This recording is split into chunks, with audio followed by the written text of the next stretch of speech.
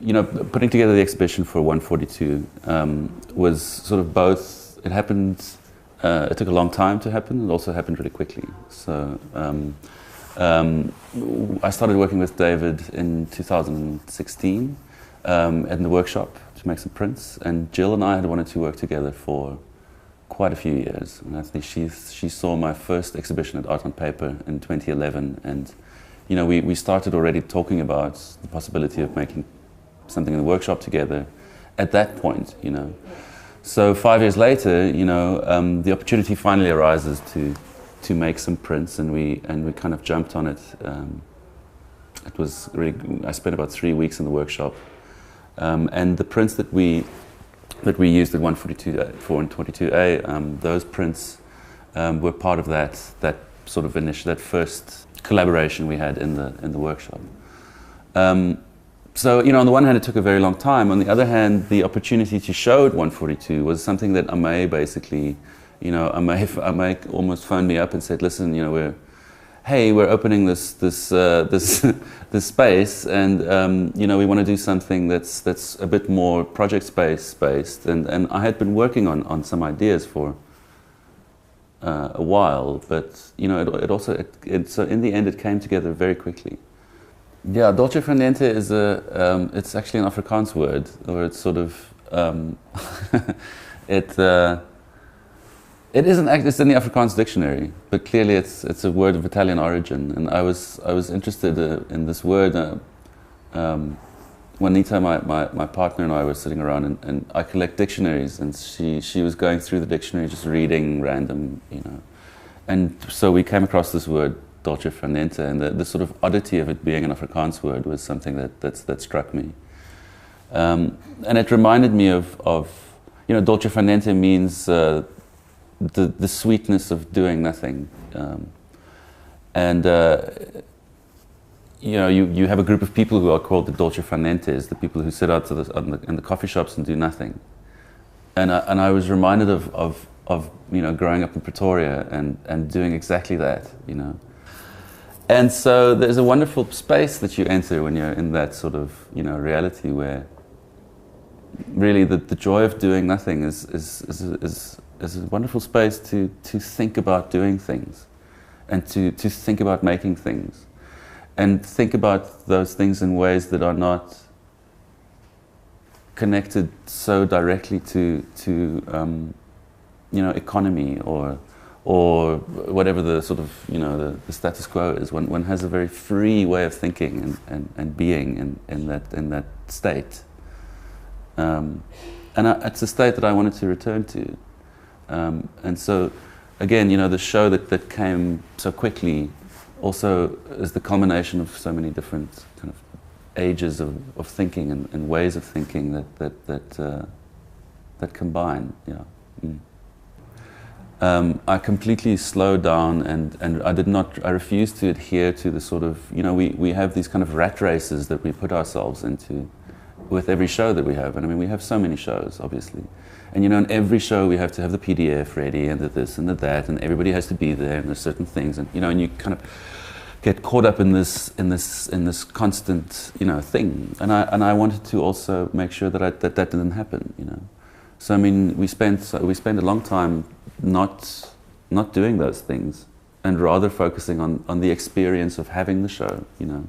It was such a special show. It's the first show in that space, you know, and I really wanted it to be a celebration of a way of thinking about what we do that's less sort of controlled, and more up to us to be free and really find our freedom in what it is that we're doing. Obviously there's a lot of pressure around, you know, culture and art at the moment, so I really wanted the show to be like a sort of like a refreshing breath of air, in a way, you know.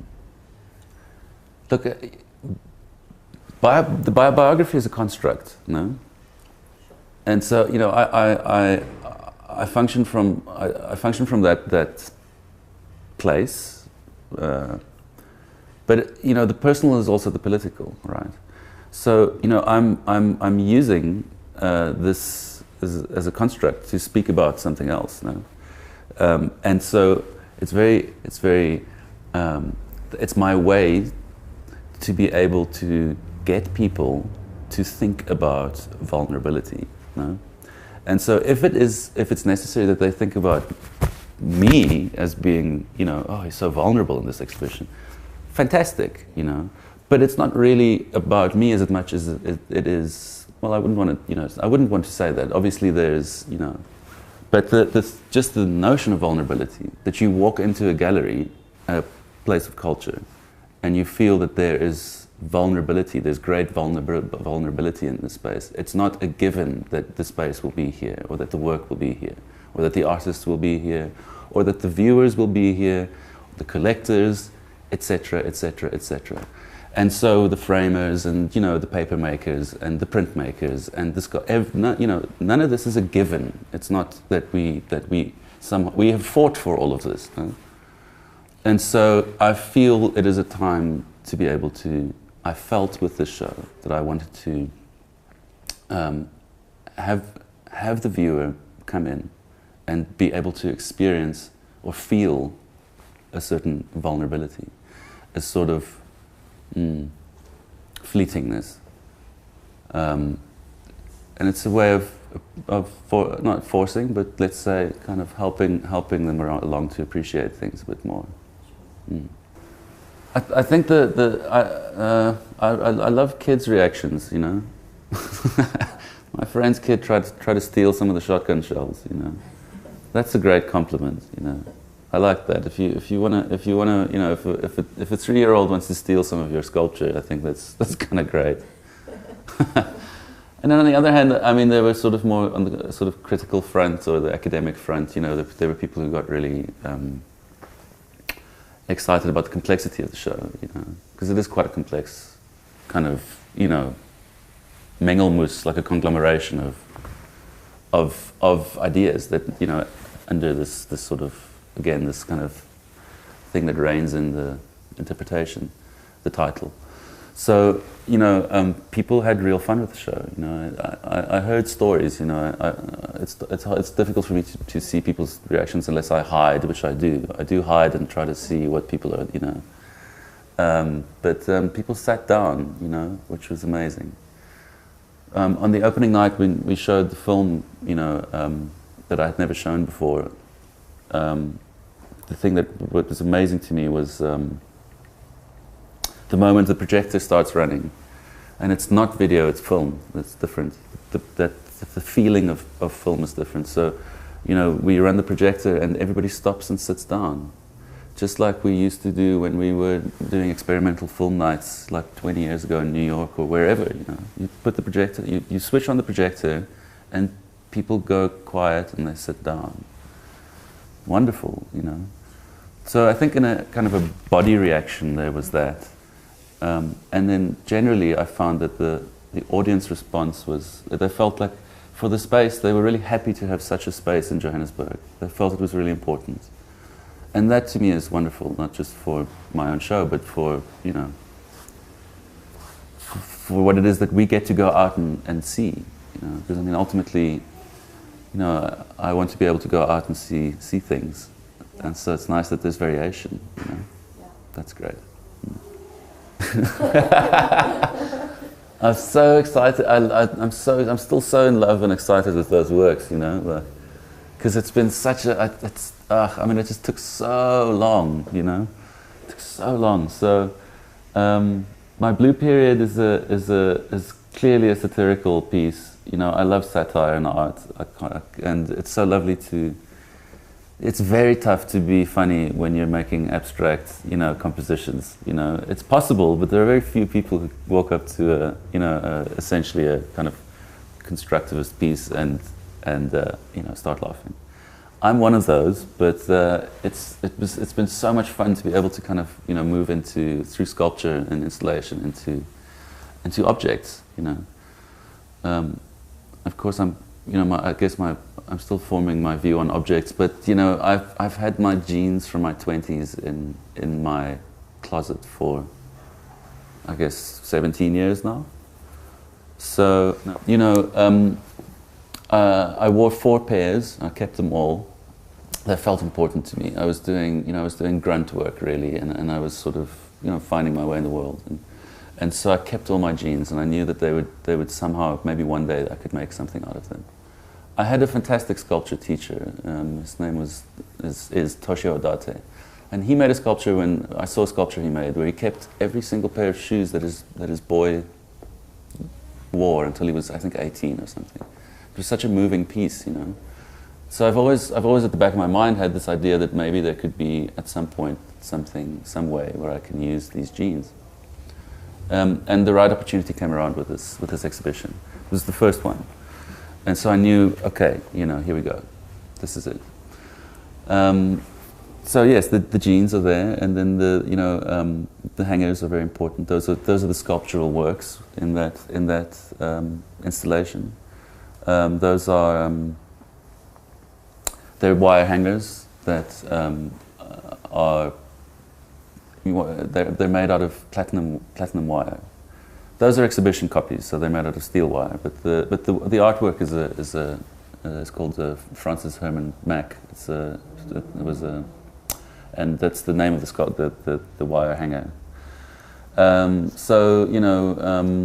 The genes are hanging on platinum wire hangers on a ladder, the ladder that we used to install the show. And then I've rolled up an American flag and put it on top of the ladder. There's obviously something about getting on top of the ladder, etc., etc. So, I mean, yeah, it's autobiographical, but it's again it's political. It is also political and of our time, I suppose. Yeah, time is a big theme in this exhibition. I mean, just generally, sort of the time we live in, the time time it took to make the work, time it took to not make the work. I mean, there's a lot of that there, and kind of contrasts in things that happen really quickly and things that happen very slowly, things that happen once and things that never happened that should have happened. These are all kind of ways of thinking of the situation we find ourselves in. Song sculpture, I wanted to, when May told me about, when she phoned me and asked me to do this exhibition, I think we had about a month and a half. And that it felt so much like my first exhibition again. When I had my first exhibition with Art on Paper, I think I had 2 months to do the whole show. And it was kind of that, thing of, well, either you do it or you don't. And so this was lovely because it was again a sort of a, there was a challenge, I was at home at the time, and I looked around my house thinking, okay, what can I do? What can I use? I used my guitars, I wanted to make a kind of acoustic accompaniment to the space. I wanted the space to be, I knew that I wanted the space to be a sort of a respite from the daily grind or whatever, that if you come into the gallery, you can exhale, and so an important part of that was to create a kind of a harmonious soundtrack to the space. And so I wanted to make a sculpture that would function autonomously to make sound. And so in my room I had the guitar and I had a fan, an oscillating fan, and then I had a tea bag, and that same tea bag is the tea bag I used in this build of the sculpture. So it was really fun. I just started sort of playing really, and trying to find ways to make a sound or a song that I wouldn't have to be there to play the instrument, but at the same time it would be compelling to listen to over time, the duration of the exhibition. And it's wonderful how quickly that can happen, just by 5 moving parts. That's already quite a lot, if you think of, let's say, composition, or that's 5 instruments. It's wonderful. There's so much.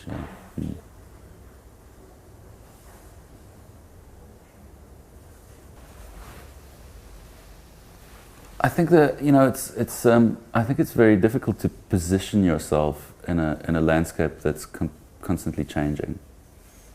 But you have to. You've got to make a stand, you know. And so, you know, where I've positioned myself with this exhibition is to present a consistent output of, shall we say, experimental work, work that is free of constraint in terms of, you know, it's work that dreams. It's work that's never really adhered to the status quo, not interested in the flavor of the day, if you wish. And it presents that, you know, it's work that some of it's from 2008 to 2006. It's, you know, it's a while. So I've positioned myself with this exhibition in that way, you know, my work, you know? And it's a statement in that sense of not of it is a statement of intent, but it is a statement of history also, you know? Of continued involvement and in places that people don't necessarily, at the time, that nobody thought that they were important, you know. And that's wonderful, you know. It's a great place to be, you know. And I think it's also you know, the positioning, if you wish, or, you know, it's the first show that you know, I've done with David that is brand new work, if you wish. And